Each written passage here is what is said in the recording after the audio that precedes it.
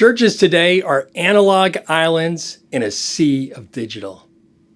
We're in the midst of a digital transformation of society, the biggest shift in communication technology since the Gutenberg printing press 500 years ago. This digital transformation has changed how we shop, how we learn, how we're entertained, even how we find love and how we experience community.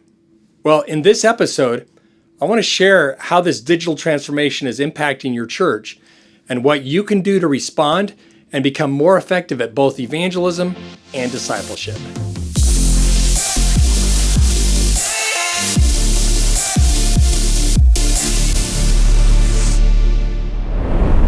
Hey, I'm Larry Witzel, and this is another ministry insight from SermonView. If you've been enjoying this content, we'd love to hear from you. You can email podcast@sermonview.com or leave a comment on this video on YouTube. And please subscribe so you don't miss an episode. The world has changed. Society is in the midst of a digital transformation, a radical shift in how we communicate. Today, people spend nearly half their waking hours in the digital space, something that was unthinkable 25 years ago. Think about how much has changed in the last 25 years. We don't use the yellow pages anymore. We use Google or Yelp. We don't pay our bills by mailing a written check through the mail anymore. We do it electronically. When we want to visit a friend, we don't call them up on a landline and write down their address on a scrap of paper with directions or pull out a paper map. We text them and we use Google Maps. The digital transformation is radically changing society. The computer in your pocket is more powerful than the fastest supercomputer was 25 years ago. And we have instant access to whatever information we want anytime, anywhere. This digital transformation has changed how we shop, how we learn, how we're entertained, even how we find love. It's changed how we communicate, how we interact with each other, how we experience community. And as I was working on my PhD, I kept asking myself this question: what does the digital transformation look like in a local church? Many companies who missed the digital transformation are gone. Companies, big companies like Sears and Blockbuster, Borders Books, Radio Shack. If the Fortune 500 companies that missed the digital transformation have disappeared, how do we keep that from happening to us? What does this digital transformation look like in a local church?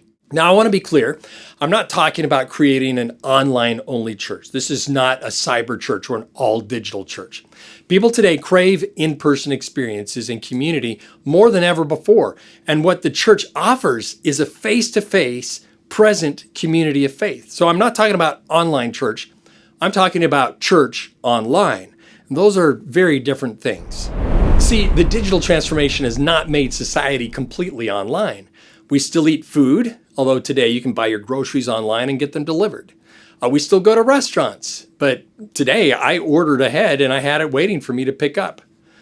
We still go see a doctor in person, although you can schedule the appointment online and even do a video conference visit for certain ailments. We still live in a physical world, and ministry still happens in this physical world. However, technology has changed how we interact with this physical world. And today, churches are analog islands in a digital sea.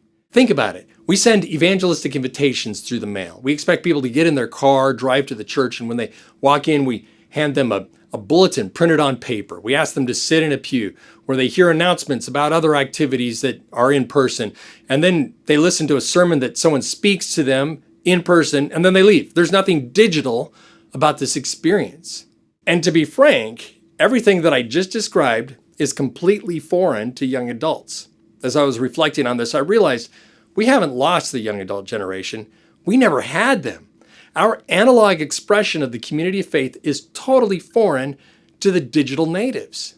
As people of all generations live more and more of our lives in this digital world, we're losing our connection with each other. God created humans with the innate need to belong to community, and God has raised up your church to fulfill this fundamental need to belong. We're social creatures. And although church, of course, has a theological component with a vertical relationship with God, church is fundamentally a social experience with these horizontal relationships between humans. Your church offers spiritual community where meaningful relationships with other believers can thrive. Church is fundamentally a social experience. And in an increasingly disconnected world, people crave this kind of connection. Your church offers something really valuable to people who live in the digital world. So, how should your church respond to this digitization of society? I'd like to suggest 3 specific things that you should do. First, you need to develop a strong, well-rounded online presence. That includes a website that communicates to both guests and members. It also includes engaging content on social media. You should be posting at least weekly on Facebook, Instagram, and other platforms used by those that you're trying to reach. These posts should include photos and video clips that offer a window into the life of the church. Your church needs a solid online presence. Second, you should be live streaming your worship service with links to the live stream archives on your website. Ideally, your live stream experience will include interactive elements like live chat, online prayer requests, and digital connection cards. Research has shown that for many people, watching the live stream leads to in-person attendance. So you want this live stream video to be a window again into the life of the church where guests can get to know you before they choose to visit in person. And third, you should be leveraging digital communication technologies for both evangelism and discipleship. Train your members to share their faith online and engage in meaningful digital conversations. Use targeted online advertising to reach local communities with invitations to events and services. Create online Bible studies and discipleship training that people can do online. The world has changed. Today, people spend nearly half their waking hours in the digital space. Your church offers something really valuable in this environment, a present community of faith where people can connect in the real world. But to be effective in your mission, you need to build bridges into this digital world. Your church needs a robust online presence, including a regularly updated website and social posts at least weekly. Your worship service and other events need to be live streamed with an interactive experience, helping people get to know you before walking through the doors of your church. And you need to find ways to use these digital communication technologies for both evangelism and discipleship, using targeted online ads and creating web-based discipleship training materials. When you do these 3 things, you'll be connecting with people right where they are, online.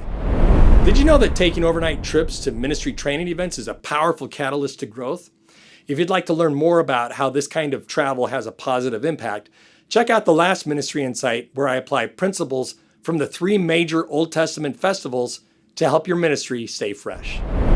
Pastor, thank you for everything you do for your congregation.